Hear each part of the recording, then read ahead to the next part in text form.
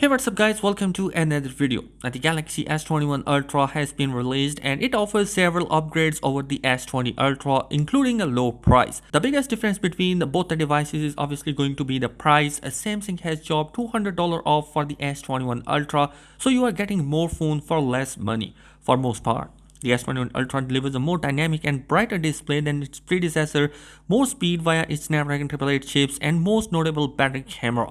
Get two telephoto lens for better zooming performance along with host of other camera improvement. Plus the S21 Ultra is the first Galaxy S series phones that support the S Pen. The S21 Ultra isn't better in every way. You don't get the micro SD card slot, expandable storage, and there is no charger in the box. But otherwise the S21 Ultra looks like a very impressive flagship. So let's begin the video and see if Samsung new phone is right for you. So starting from the display, the Galaxy S21 Ultra is coming with a 6.8 inch of display, which is a bit smaller than the 6.9 inch panel on the S20 Ultra. But the new panel is better in few key ways. For starter, you can now get 120Hz of refresh rate at the highest QHD plus resolution, with S20 Ultra had a choice between 120Hz and Full HD. The S21 Ultra panel is also dynamic, which means it can scale up to 120Hz all the way up to 10Hz, which saves battery life. But with the S20 Ultra, 120Hz mode is simply on or off. In addition to S21 Ultra display, it's related for the peak brightness of 1500 nits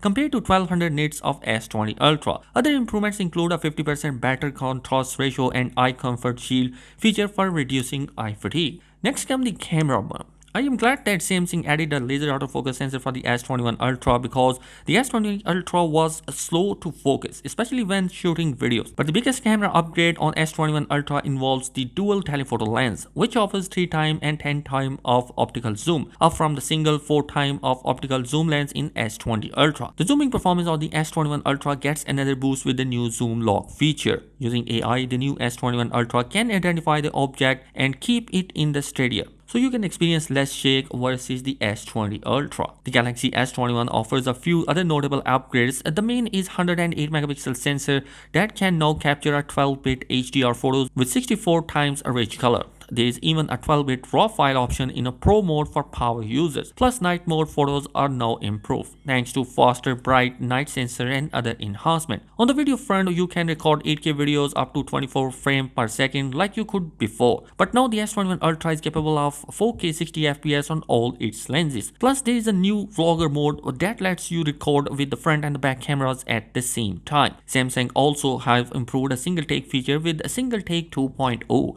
which allows you to take several photos and videos at once. One of the new options is an auto-generated dynamic slow motion video. Moving on towards the S Pen support, the Galaxy S21 Ultra is the first Galaxy S series phone to support the S Pen, which means you can use the stylus to draw, take notes, more right on the display like you can do on the Galaxy Note phablet. The S20 Ultra doesn't offer this feature. However, you will also have to pay an extra for S Pen on the S21 Ultra. It's sold as a separate accessory for $40, and you will likely want to pay for the case that comes with the holster for the pen. These cases can cost you around $70. Next comes the performance. Well, it's no surprise here. The S21 Ultra packs the new Snapdragon 888 processor, which should offer a boost in CPU and graphic performance over the Snapdragon 865 powered Galaxy S20 Ultra. You get the same RAM and storage option as you did before. The S21 Ultra starts with 12 gigs of RAM and 128 gigs of base storage, but you can upgrade the storage to 256 gigs or really larger for the top tier end model of the S21 Ultra, which is coming with 16 gigs of RAM and 512 gigs of internal storage. It may be worth paying extra for at least 256 gigs of storage, as there is no micro SD card slot on the S21 Ultra. The S20 Ultra had a slot that supported up to 1 TB of extra storage. Moving on towards the battery and charging, well, the bad news is the Galaxy S21 Ultra has the same size battery as the S20 Ultra at 5000 mAh. The good news is that this is a very big battery and should last you pretty much all day on charge. More good news that Samsung says that it is using AI in the S21 Ultra to better monitor your usage pattern and decrease power consumption, and the fact that the S21 Ultra moves from 7nm to more efficient 5nm should help as well. On the charging front, the S21 Ultra support 25 watt of charging and the S20 Ultra supported a 45 watt of charging, but Samsung says it has improved the charging speed of the S21 charger, so the numbers don't tell the whole story. It also worth mentioning here that the S20 Ultra is coming with a charger inside the box, whereas we don't have any charger inside the Galaxy S21 Ultra. So the bottom line is here that if you bought the Galaxy S20 Ultra for $1400 $500, chances are you are not willing to upgrade to S21 Ultra. And it's probably sting that the new phone costs, but overall the upgrades are fairly significant. The S21 Ultra offers a brighter and more dynamic 120Hz display and much more versatile and powerful camera. You should expect better performance in low light along with even more powerful